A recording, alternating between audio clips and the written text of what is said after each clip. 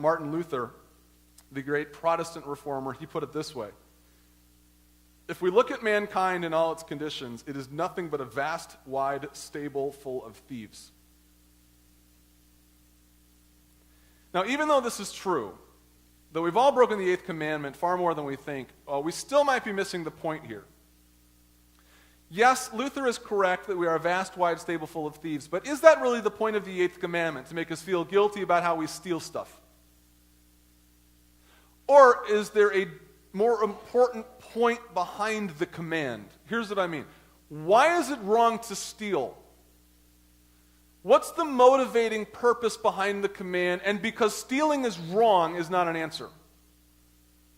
That's usually how we answer the question, at least to children. Why is it wrong to steal? Because stealing is wrong. It's one of the 10 commandments, because you go to jail. That's circular, right? Stealing is wrong because stealing is wrong. But God had a point, a purpose in giving this command. Why is stealing wrong? Anybody want to try it? It's not yours. He provides. Who said it? It hurts other people. I think I'd agree. Stealing is wrong because it violates God's purpose for us. God created us to help, not hurt one another. God created us to serve each other. Stealing does the opposite. It brings material harm and hardship into the lives of others. So stealing isn't wrong just because. It's wrong because it violates our purpose as human beings to help, not harm our fellow neighbors. And we see this in the Old Testament. In the book of Leviticus, the writer is giving a long list of rules about how to treat others, and the do not steal command is in there. But what's interesting is how he sums it up. Here's a summary of what he says. He says, you shall not steal. You shall not deal falsely. You shall not lie to one another. You shall not oppress your neighbor or rob him. The wages of a hired servant shall not remain with you all night until morning. You shall do no injustice in court. You shall not hate your brother in your heart. And to sum it all up, you shall love your neighbor as yourself. And just for good measure, I am the Lord. I love that last point. So the root idea behind the eighth commandment is loving others as yourself. And stealing is wrong, not just because it's wrong, but because it violates why the Lord created us in the first place, to live lives of community and love and service. It's why Paul writes this in Romans in the New Testament. He says, for the commandments, you shall not commit adultery, you shall not murder, you shall not steal, you shall not covet, are summed up in this word, you shall love your neighbor as yourself. So we see this pattern again as we've seen it over the course of this study, the 10 Commandments. God gives us a rule, do not steal because it hurts others when we're called to help them, but we lower the bar enough so that we think we can clear it by telling ourselves that stealing is robbing banks, all the while we miss the many other ways we're not even clearing the bar. And then God pushes the bar way back up, reminding us what the command really means in the first place. And what the command really means in the first place, it's a reminder that God created us to love and serve and sacrifice for one another as we would for ourselves. Let me give you a couple examples of this from the Bible. These are examples which make the same point and challenge us not just to obey the command, but to get behind the purpose of the command and live our lives accordingly. Example number 1 comes from the life of Jesus. It's the story of a young man known as the rich young ruler. Now, the story is told several places in the Bible. One day a young man comes up to Jesus and he asks him a question. He says, what do I have to do, Jesus, to get to heaven? And Jesus said to him, well, you know the commandments. Do not commit adultery, do not murder, do not steal, do not bear false witness, honor your father and mother. And he said, all these I have kept from my youth. I'm in that 90%. When Jesus heard this, he said to him, well, one thing you still lack. Sell all that you have and distribute to the poor, and you will have treasure in heaven, and come follow me. But when he heard these things, he became very sad, for he was extremely rich. You know this scene. You guys know this scene? Young man comes up and asks Jesus what he has to do to get to heaven. Jesus says, you have to obey the commandments. The man says that he has. Then Jesus says, no, you really haven't. You think you have. You think you've jumped that bar, but you really haven't. Sell all you have and give to the poor. So you see what Jesus does. He insists to the young man that the eighth commandment in particular isn't about not stealing. It's not about not taking candy from children. It's about devoting our entire lives to the service of others. He shoves the bar up as high as it can possibly go. He says, in other words, you think you're keeping the commandments. Trust me, son, you're not even close. Here's the idea. Selling everything you have and giving it to the poor, then come and follow me. But he couldn't. And he walked away sad. Why? He had a lot. And he couldn't stomach the possibility of getting rid of it. So God's lesson to us here this morning isn't to not steal. I know what that's what the command says, but it's not all that it means. God's lesson for us this morning is to make radical sacrifices on behalf of other people, especially the needy. God's lesson is to live on less so we can bless others with more. God's lesson is to tithe and sacrifice for our neighbors and churches. And in that regard, I'm kind of sort of hoping that a lot of us walk away sad this morning. I'm hoping that we walk away depressed, or at least with a lot to think about. That would be a good sign.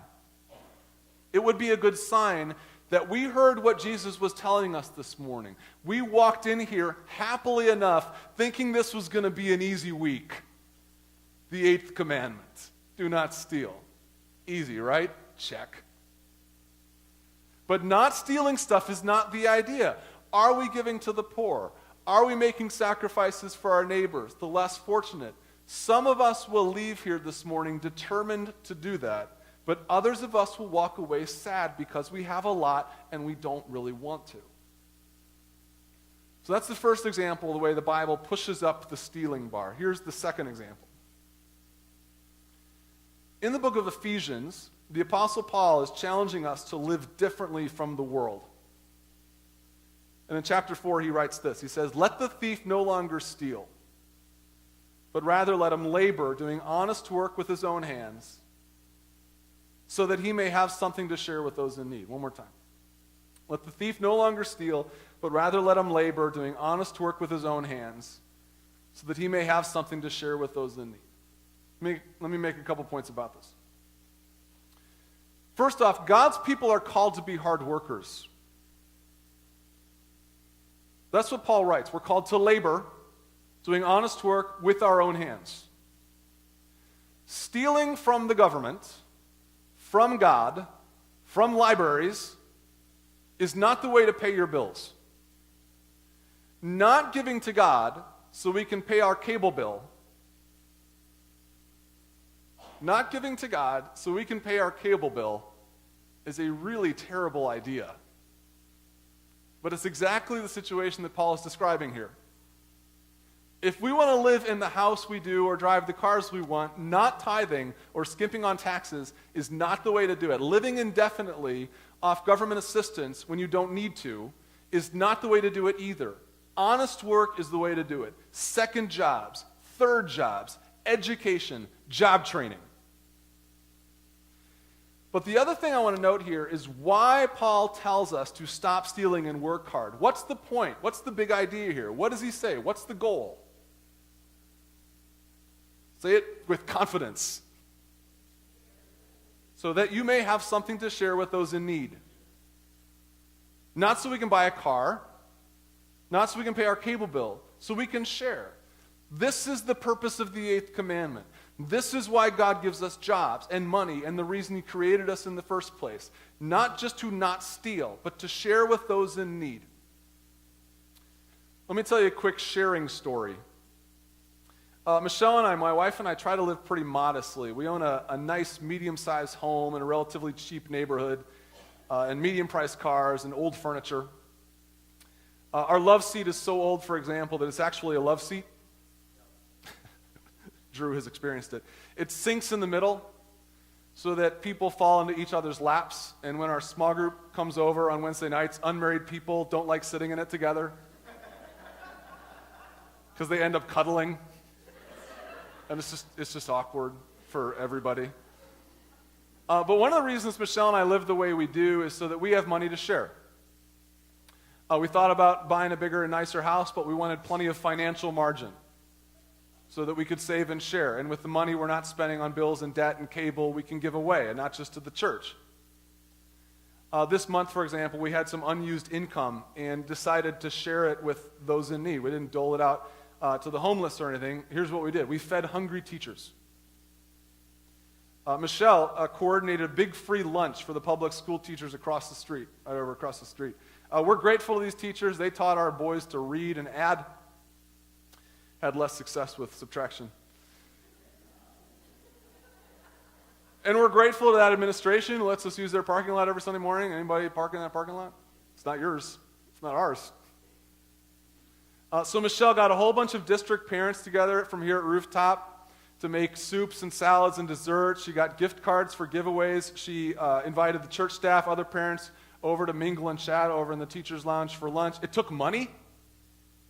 We are a material being. Soup costs money. Plastic bowls add up. But we didn't have to rob God or the government to do it. Michelle works hard at her job. Not just to buy food for us, but food for hungry people in general. This is the 8th commandment. Work hard, live simply, not just so you can feed your family, so you can feed your neighbor. So if you want to obey the 8th commandment, make a sacrifice for a neighbor this week. Give somebody a gift they weren't expecting. Increase your offering. Cancel your satellite and tithe to a missionary. Volunteer with an organization. Host an international student.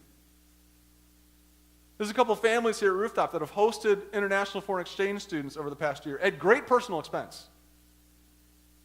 That's not just being nice and generous. That's obeying the law. If I'm going to make one more point before the band comes up, I'd like to, and since I'm the one talking, I will go ahead and make this point. One of my main points here this morning is that we are all thieves. We just don't know it. And it's not just the seemingly innocent ways we skimp a buck or two off of God or the church, our employer, each other. We are thieves in that we fail to truly care for our neighbor as we were created to. This is the law. And lawbreakers, we learned this in our most recent series, where do lawbreakers go at the end of their lives? Lawbreakers go to hell. Thieves are lawbreakers, therefore thieves go to hell. Not all thieves go to hell, though, right? Maybe you know this, but Jesus knew a couple thieves. He knew at least 2. They were the last people Jesus got to know on earth. There were 3 crosses the day Jesus was crucified, and besides Jesus were 2 thieves being executed for their crimes, one on the right, one on the left. And in the Gospels, we even get to hear the conversation that they have with each other and with Jesus before their expiration. In Luke 23, one of the robbers taunts Jesus from the cross. He says, if you're the Savior, save yourself. But the other thief is a bit more humble. Here's the conversation. One of the robbers who were hanged railed at him, saying, are you not the Christ? Save yourself and us. But the other rebuked him, saying, do you not fear God, since you are under the same sentence of condemnation? And we indeed justly, for we are receiving the due reward of our deeds. But this man has done nothing wrong. And he said, Jesus, remember me when you come into your kingdom. And Jesus said to him, truly I say to you, today you will be with me in paradise.